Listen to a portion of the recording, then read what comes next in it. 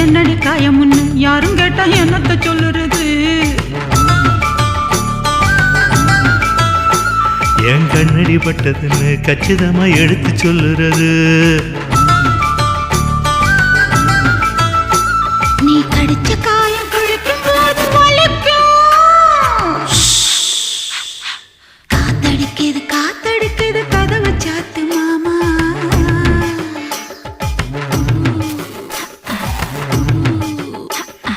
காத்தடிக்குது காத்தடிக்குது கதவை சாத்து மாமா.